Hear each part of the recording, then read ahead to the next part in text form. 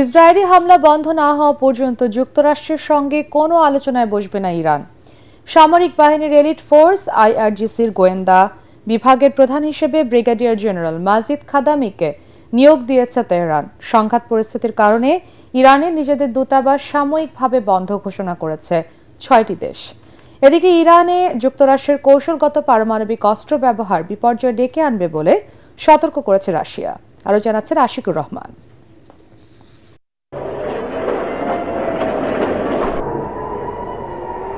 ইসরায়েলের হামলার মাধ্যমে শুরু হওয়া এই সংঘাত মধ্যপ্রাচ্যে চরম উত্তেজনা তৈরি করেছে। আঞ্চলিক এই সংঘাতে বিশ্বের পরাশক্তি দেশগুলোও জড়িয়ে যাওয়ার সম্ভাবনা তৈরি হয়েছে। সংঘাত পরিস্থিতির কারণে ইরান এবং ইসরায়েল থেকে নিজ নিজ নাগরিকদের সরিয়ে নিতে ব্যাপক তৎপরতা শুরু করেছে বিভিন্ন দেশ।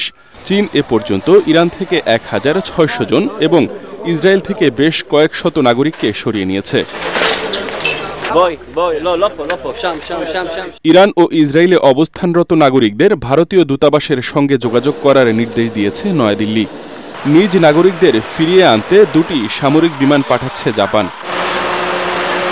এদিকে যুক্তরাষ্ট্র ইরানকে আত্মসমর্পণ করতে বললেও ইসরায়েলি হামলা বন্ধ না হওয়া পর্যন্ত তার দেশ যুক্তরাষ্ট্রের সঙ্গে কোনো আলোচনায় বসবে না বলে জানিয়েছেন ইরানের পররাষ্ট্রমন্ত্রী আব্বাস আরাকচি।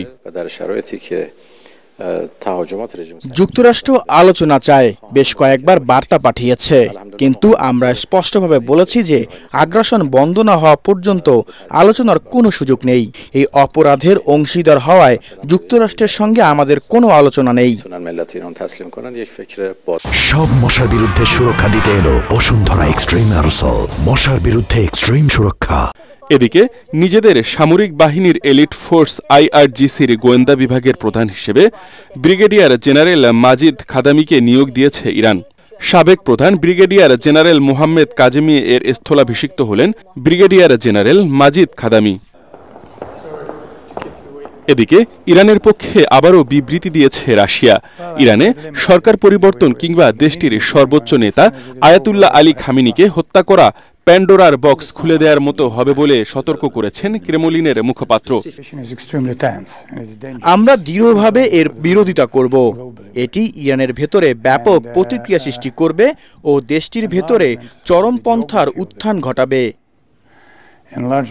সবশেষ শুক্রবার ভোরে ইসরায়েলে বহুজাতিক আমেরিকান প্রযুক্তি কোম্পানি মাইক্রোসফটের কার্যালয়ের কাছে হামলা চালিয়েছে ইরান। আশিকুর রহমান, এটিএন বাংলা।